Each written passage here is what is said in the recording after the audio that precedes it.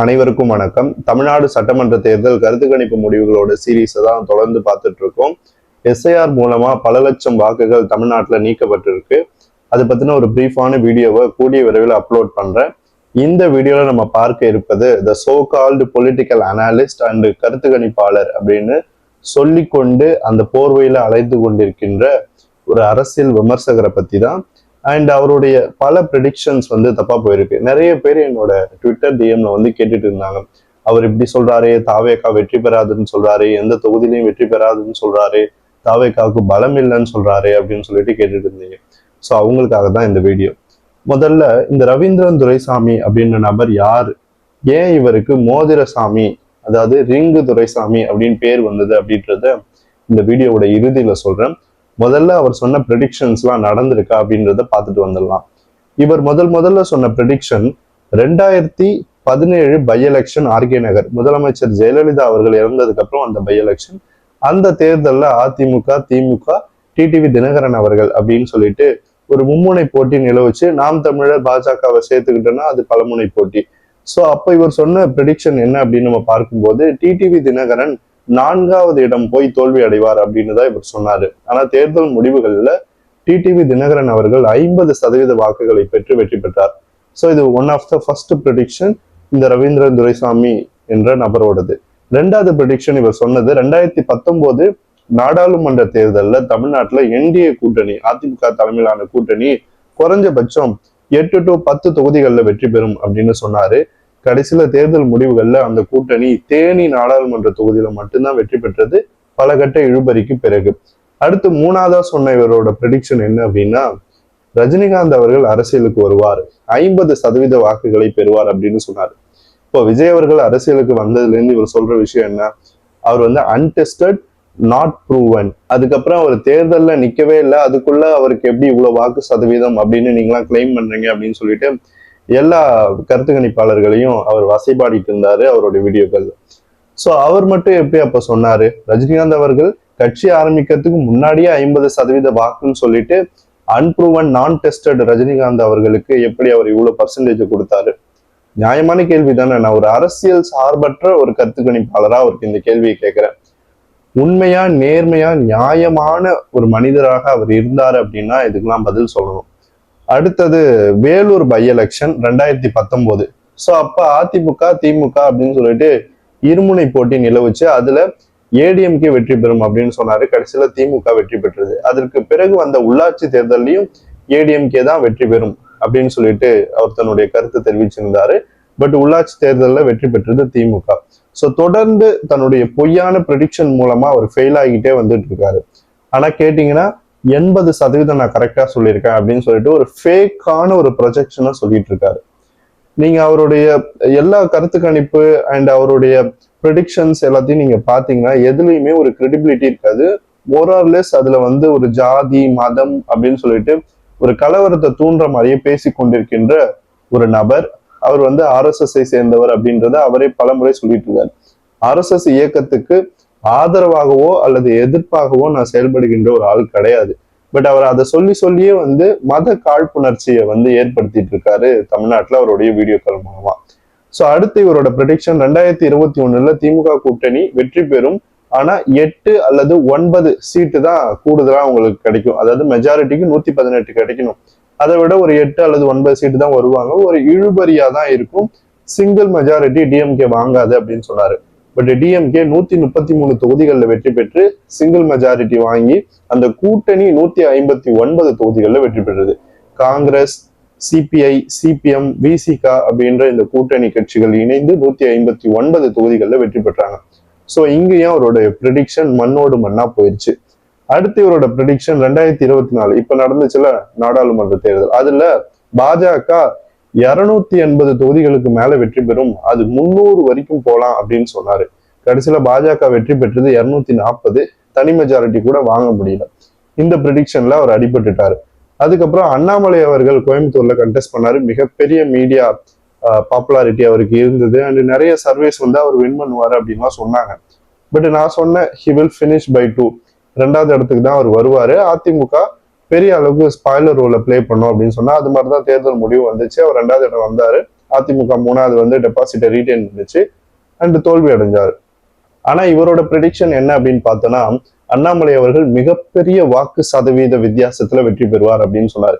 கடைசியில தேர்தல் முடிவு அன்னைக்கு இவர் ஆளையே காணும், எந்த சேனல்லையும் இவர் எங்கேயுமே பேட்டி கொடுக்கல, தலைமறைவாயிட்டாரு ஒரு 10 நாளைக்கு. அதுக்கப்புறம் தான் வெளியில வந்தார். எனக்குலாம் நல்லா தெரியும், ஏன்னா இந்த மீடியால இந்த இண்டஸ்ட்ரியில இந்த ஃபோரம்ல ஒர்க் பண்ணிட்டு இருக்கேன் நான்.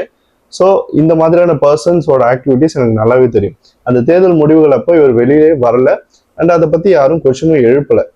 அடுத்தது கடைசியா இவர் இந்த நாடாளுமன்ற தேர்தலுக்கு முன்னாடி வரைக்கும் விஜய் அவர்கள் சீமான் கூட கூட்டணிக்கு வந்துருவாரு அப்படின்னு சொல்லிட்டு ஒரு ஃபேக்கான ஒரு நரேட்டிவை செட் பண்ணிட்டு விஜய் அவர்களை புகழ்ந்து பேசிட்டு இருந்தாரு. பட் எப்போ விஜய் அவர்கள் தனிச்சு போய் மாற்றத்துக்கான அரசியலா என்னோட தலைமையில தான் கூட்டணி அப்படின்னு ஓங்கி அடிச்சதுக்கு அப்புறம் விஜய் அவர்களுக்கு எதிராக பேச ஆரம்பிச்சிட்டாரு. எல்லா வீடியோக்களையும் ஜோசப் விஜய் அப்படின்னு சொல்லிட்டு பெயரிட்டு பேச ஆரம்பிச்சிட்டாரு. இதுதான் மத காழ்ப்புணர்ச்சி கலவரத்தை தூண்டுறது. ஒரு குறிப்பிட்ட மதத்துக்கு எதிராக அவர் பரப்புற ஒரு பரப்புரைன்னு கூட சொல்லலாம். பட் என்னன்னா, தமிழ்நாடு மத சார்பற்ற ஒரு மாநிலம், ஃபோர்ட்ரஸ் ஆஃப் செக்யூலரிசம், மத சார்பின்மைக்கு எடுத்துக்காட்டா விளங்குற ஒரு மாநிலம். இங்க எப்போதுமே மத அரசியலுக்கு எங்கேயுமே ஒரு சிறு இடம் கூட கிடைக்காது. ஸோ பிஜேபியினுடைய ஒரு அஜெண்டாவை தான் இவர் ஃபாலோ பண்ணிட்டு இருக்காரு. அது ஆப்வியஸா எல்லாருக்குமே தெரியும் அண்ட் அதை அவர் ஒத்துக்கிட்டாரு, RSSஐ சேர்ந்தவன் அப்படின்ட்டு. ஸோ குறிப்பிட்ட கட்சிக்கு சார்பா அவர் வேலை செய்யலாம். பட் ஆனா ஒரு குறிப்பிட்ட ஒரு கட்சியை தாக்கி அந்த தலைவரினுடைய மதத்தையும் அவருடைய செயல்பாடுகளையும் ஒரு தனிப்பட்ட விமர்சனமா வச்சு பேசுறது அப்படின்றது ஒரு அரசியல் நாகரிகம் கிடையாது. மொழி சார்ந்த அரசியல் சார்ந்த மனிதர்களுக்கு இது நல்லாவே புரியும். ஆனா நம்ம மோதிரத்தை வாங்கிக்கிட்டு பேசுறவங்க கிட்டலாம் நம்ம எதையுமே எதிர்பார்க்க முடியாது. இது மாதிரியான நபர்களுக்கெல்லாம் பதில் சொல்ல வேண்டிய அவசியமும் நம்மளுக்கு கிடையாது. பட் எனக்கு இது ரிப்பீட்டடா என்னோட ட்விட்டர்ல எனக்கு டிஎம் வந்துகிட்டே இருந்தது, இவர் இப்படி சொல்றாரு அப்படின்னு. அதனாலதான் சொல்றேன், அவர் சார்ந்த சமூகத்தை சார்ந்த ஒரு கட்சி தமிழ்நாட்டுல இருக்கு. அந்த கட்சி 8% வாங்கியிருக்கு. அது இப்ப 3% தான் வருது. அது எப்படியாவது ஒரு 4% இல்ல ஒரு 5% வாங்க வைக்கணும் அப்படின்றதுக்காக இப்படியெல்லாம் நரேட்டிவ் பேசிட்டு இருக்காரு. இன்னொரு ப்ரெடிக்ஷன் அவர் சொல்லியிருக்காரு, இன்ட்ரெஸ்டிங்கானது. 17% நாம் தமிழர் வாங்குவோம் 2026 சட்டமன்ற தேர்தல் அப்படின்னு குறிச்சு வச்சுக்கோங்க. 2026 தேர்தல் முடிவுகள் அன்னைக்கு அவர் வெளியிலே வரமாட்டாரு. 10 நாள் கழிச்சு வருவாரு. இவிஎம்ல ஃப்ராட் நடந்துருச்சு, சீமானுக்கு வர வேண்டிய ஓட்டுலாம் விஜய்க்கு போயிடுச்சு, விஜய் வெற்றி பெற்றது ஏத்துக்க முடியாது அப்படின்னு சொல்லிட்டு புலம்புறதுக்கும் வாய்ப்பு இருக்கு. ஸோ இது மாதிரியான ஒரு ஃப்ளோட்டேஷன் தான் இங்க போயிட்டு இருக்கு. அதாவது இவர் பாமக கட்சியில ஒர்க் பண்ணிட்டு இருந்தார், அங்க கேடரா இருந்தாரு, செய்தி தொடர்பாளரா இருந்தாரு, பல ஆண்டுகள் அந்த கட்சி சார்பா அறிக்கைகள் விடுற ஒரு ஆளாகவும் இருந்தார். இவர் அந்த கட்சிக்கு எதிராகவே பல கருத்துக்களை கட்சியில இருந்துட்டே சொன்னதுனால இவர் கட்சியை விட்டு தூக்கிட்டாங்க. ஸோ அந்த அளவுக்கு தான் சார்ந்த கட்சிக்கே விசுவாசமா இல்லாத ஒரு நபர் தான் இந்த மோதிரசாமி, ரவீந்திரன் துரைசாமி. ஸோ இப்படிப்பட்ட இந்த ஆள்கிட்ட நம்ம என்ன எதிர்பார்க்க முடியும்? இது மாதிரியான ஒரு ஃபேக் நரேட்டிவை தான் செட் பண்ணிட்டு இருப்பாரு. அவர் சொல்றதெல்லாம் வேத வாக்குன்னு நம்பிக்கிட்டு நிறைய பேர் டிஎம் பண்றீங்க. ஜஸ்ட் ஸ்கிப் பண்ணிடுங்க, இல்ல அது ஒரு காமெடி நியூஸா எடுத்துக்கோங்க, அவ்வளவுதான். அவர் சொன்ன ப்ரெடிக்ஷன் எதுவுமே நடந்தது கிடையாது. வாயில தனக்கு தோன்றதெல்லாம் சொல்லிட்டு இருப்பாரு. இந்த சமூகம் அந்த சமூகம், இவங்க அவங்களுக்கு ஓட்டு போடுவாங்க, அவங்க இவங்களுக்கு ஓட்டு போடுவாங்க. என்ன கிரெடிபிலிட்டி இருக்கு அவருக்கு? ஏதாவது ஒரு எலெக்ஷன் கரெக்டா சொல்லியிருக்காரா? நீங்களே யோசிச்சு பாருங்க, ஏதாவது ஒரு எலெக்ஷன் கரெக்டா சொல்லியிருக்காரா? இல்ல அவர் சொல்ற கட்சிகள் தான் வெற்றி பெற அளவுக்கு பலம் வாய்ந்த கட்சியா இருக்குதா? நாம் தமிழருக்கு ஏன் அவர் இவ்வளவு ஹைப் கொடுக்குறாருன்னு எல்லாருக்குமே தெரியும். என்னால அது ஓப்பனா சொல்ல முடியாது. ஸோ சமூக கணக்குகள், அதனால அவர் பில்டப் பண்ணிட்டு இருக்காரு. அதெல்லாம் மண்ணோட மண்ணா போகும்போது அன்னைக்கு he will know what is the ground and what is Tamil voters mindset. So இந்த மாதிரியான ஒரு கட்டமைப்புக்குள்ளதான் இந்த தமிழ்நாடு அரசியலினுடைய பத்திரிகை ஜாலங்கள் ஒர்க் பண்ணிட்டு இருக்கு. ஸோ இவரை நம்ம குத்தம் சொல்லி எந்த பயனும் கிடையாது. ஏன்னா மோரார்லெஸ் தமிழ்நாட்டில் இருக்கிற அனைத்து அரசியல் பத்திரிகையாளர்களும் ஒரு குறிப்பிட்ட கட்சிக்கு ஆதரவாக தான் செயல்பட்டு இருக்காங்க. அவங்களுக்கு வர்ற அந்த பேரோலுக்காக அவங்க ஒர்க் பண்றாங்க, அவ்வளவுதான். அதுக்காக நம்ம அவங்கள திட்டி எந்த பிரயோஜனமும் கிடையாது. ஏன்னா அவங்களும் சாப்பிடணும்ல, அதுக்காக அவங்க பண்ணிட்டு இருக்காங்க. தமிழ்நாடு அரசியல் என்பது என்னைக்குமே மீடியாவோட ஃபேக் நரேட்டிவை வச்சு ஓட்டு போடாது. இந்த அரசியல் மாற்றத்திற்கான அரசியல். மாற்றம் நிச்சயமா வரும், நிகழ்ந்தே தீரும். அதுக்கப்புறம் ஸ்டிங் ஆப்ரேஷன் அப்படின்னு ஒரு ஆப்ரேஷன் நடந்தது. அதாவது போலி பத்திரிகையாளர்களை அம்பலப்படுத்துற ஒரு செயல். அதுல இவர் 1/2 கிராம் மோதிரத்துக்கு ஆசைப்பட்டு அங்க போய் மாட்டிக்கிட்டாரு. ஸோ அதுல இவர் ஓப்பனாவே சொல்றாரு, நான் எந்த கேண்டிடேட்டையும் தோக்கடிச்சிருவேன், அவங்களுக்கு எதிராக நரேட்டிவ் செட் பண்ணுவேன், டெய்லி இன்டர்வியூ கொடுப்பேன் அப்படின்னு சொல்லிட்டு. இந்த மாதிரி ஒரு கேவலமான ஒரு ஆளை வந்து பல மீடியாக்கள் வந்து ஆதன் உள்ளிட்ட ஒரு முன்னணி மீடியாக்கள் கூட இன்டர்வியூ எடுத்து ஓட்டர்ஸை அசிங்கப்படுத்திட்டு இருக்காங்க, பார்வையாளர்களை கேவலப்படுத்திட்டு இருக்காங்க. ஸோ இப்படிப்பட்ட பர்சன்ஸ் கிட்டலாம் வந்து இன்னமும் இன்டர்வியூ வாங்கிட்டு இருக்காங்க பல சின்ன யூடியூபர்ஸா இருக்கட்டும். அண்ட் எனக்கு வந்து டிஎம்ஸ் போட்டுட்டு இருக்காங்க, இவர் இப்படி சொல்றாரு நம்பிட்டு இருக்காங்கன்னா அது ஒரு கொஸ்டினா வந்து கேட்கறாங்க. அது கூட கேட்காதீங்கன்னு சொல்றேன். அவரெல்லாம் வந்து ஒரு பெரிய அனாலிஸ்ட் அப்படின்னு நீங்களாம் நம்பவே கூடாது, மதிக்கவும் கூடாது. ஏன்னா அவருக்கு ப்ரெடிக்ஷனே வராது. அவர் வாய்க்கு வந்ததை பேசக்கூடிய ஒரு நபர். நான் பீகார் எலெக்ஷனை கரெக்டா ப்ரெடிக்ட் பண்ணியிருக்கேன், கேரளா உள்ளாட்சி தேர்தலை நான் கரெக்டா ப்ரெடிக்ட் பண்ணியிருக்கேன். இந்த மாதிரி எனக்கு ஸ்ட்ரைக்கிங் ரேட் 90% இருக்கு. பட் அவருக்கு என்ன ஸ்ட்ரைக்கிங் ரேட் இருக்கு?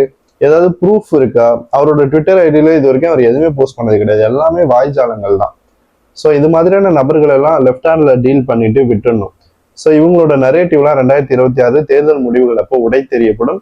மாற்றத்திற்கான அரசியல் நிச்சயமா தமிழ்நாட்டில் வருது. அதை கண்கூடா நான் பார்க்குறேன். பியாண்ட் த பார்ட்டி என்னால் அதை ஃபீல் பண்ண முடியுது. ஸோ நிச்சயமா விஜய் அவர்கள் வெற்றி பெறுவார். மிகப்பெரிய அளவுக்கு மாற்றம் நிகழும். 140 தொகுதிகளுக்கு மேல அவருக்கு லீடிங்ஸ் இருக்கு அப்படின்னு நான் கருத்து கணிப்பு முடிவுகளை சொல்லியிருந்தேன். ஸ்டில் அது கண்டினியூ ஆகுது. ஸோ எஸ்ஏஆரினுடைய வீடியோவோட உங்களை சந்திக்கிறேன். நன்றி.